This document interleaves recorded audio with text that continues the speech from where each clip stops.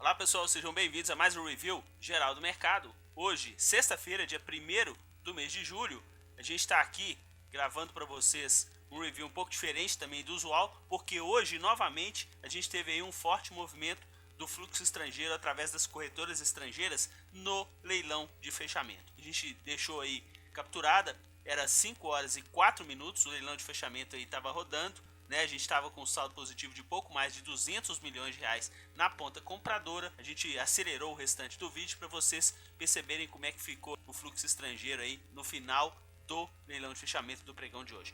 Depois disso a gente volta e faz aí as nossas análises em relação à movimentação do mercado.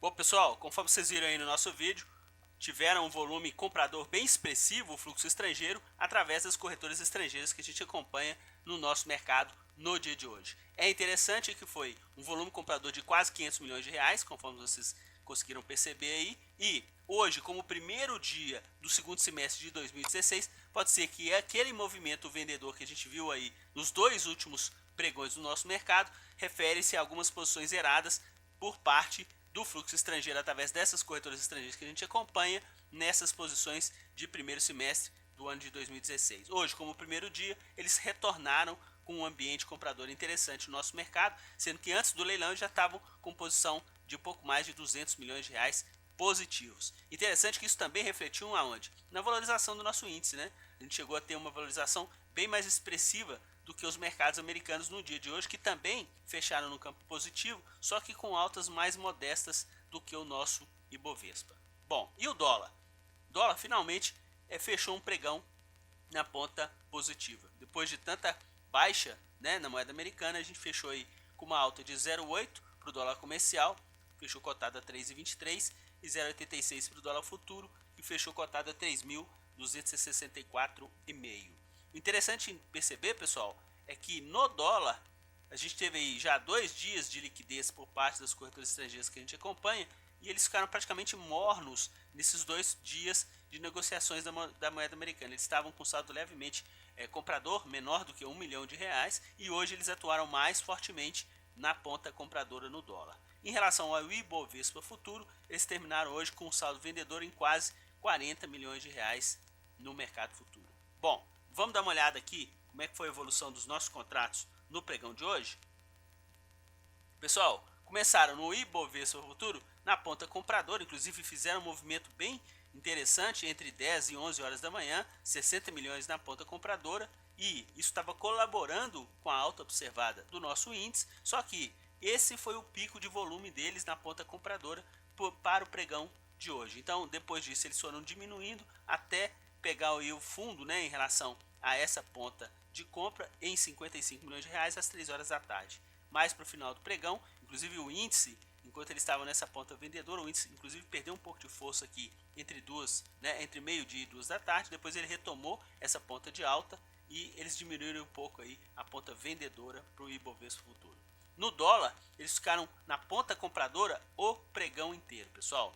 Já começaram aí nessa ponta compradora, nas 2 primeiras horas aí, já estavam acumulando mais de 10 milhões de reais, né? 11 milhões de reais na ponta compradora no dólar. Inclusive, esse patamar que eles terminaram um dia, depois eles recuaram um pouco nessa ponta compradora e depois retomaram essa força de compra na moeda americana. E se a gente perceber aqui a trajetória da moeda americana, teve uma trajetória ascendente até 1 da tarde, depois deu um recuo aí até as 4 e depois retomou essa ponta ascendente nas 2 últimas horas do pregão de hoje. Em relação à projeção de lucro, eles tiveram um pouco mais de 2 milhões e meio no dólar, e para o Ibovespa futuro eles tiveram uma projeção de prejuízo de quase aí 250 mil reais. Bom, partindo aqui novamente para os nossos ativos, olha que interessante, pessoal.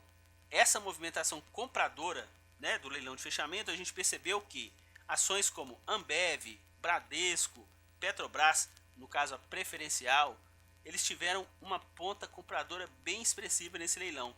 Somente em Ambev eles chegaram a acumular um pouco mais de 100 milhões, 110 milhões de ponta compradora no leilão de fechamento. O ativo estava com um movimento bem menor de compra, né, por parte deles, e a gente conseguiu perceber aí que esse movimento de Ambev estavam com cerca de 26, 27 milhões de reais, e eles terminaram aí com 142 milhões. Bradesco, eles tiveram também uma ponta compradora, o ativo estava com cerca de 65 milhões de reais antes, né, do final do leilão, e no final do leilão eles subiram cerca de 40 milhões de reais. Olha que interessante, pessoal, o que eles estão atacando novamente nessa ponta compradora, pelo menos no pregão de hoje: Ambev, Bradesco, né, Banco do Brasil, setor bancário, no caso aqui também as ações de Petrobras, que são aqueles setores, né, de ações que têm um nível de peso mais expressivo no nosso mercado, tipo Ambev, Bradesco. No caso de hoje, o que foi aí a exceção? Foram as ações do Itaú. Itaú, eles estavam com cerca de 45 milhões na ponta vendedora antes do leilão, eles chegaram até a reduzir essa ponta vendedora, né, quase 30 milhões de reais, mas mesmo assim eles atuaram na ponta vendedora em Itaú. Somente Itaú, dessas ações de maior peso do nosso índice, ficou nessa ponta vendedora por parte deles no pregão de hoje. Então quer dizer, quem estava na ponta compradora, né, eles intensificaram esse movimento de compra nesses ativos, no caso até Vale aqui, que eles tiveram uma redução de ponta compradora na Vale 5, eles incrementaram, no caso, a ponta compradora na Vale 3, então quer dizer, querendo ou não, a gente teve aí uma ponta de compra também nas ações da Vale, né? Petrobras, inclusive, a ação ON também, eles atuaram na ponta compradora. Então, ou seja, esses ativos que têm maior nível de conhecimento e também maior peso no nosso índice, a gente teve aí a participação do fluxo estrangeiro na alta do pregão de hoje. Na ponta vendedora, como a gente já comentou, então, aí as ações do Itaú, né, que tiveram reduzidos aí o volume de venda, só que ainda volume vendedor, a gente consegue perceber que os ativos que eles venderam, eles conseguiram perder dinheiro, inclusive percentualmente eles conseguiram perder aqui em relação à variação média mais. Só que como o volume vendedor foi bem menor, eles tiveram uma projeção de prejuízo um pouco menor do que a excelente projeção de lucro que eles atuaram nos ativos na ponta compradora.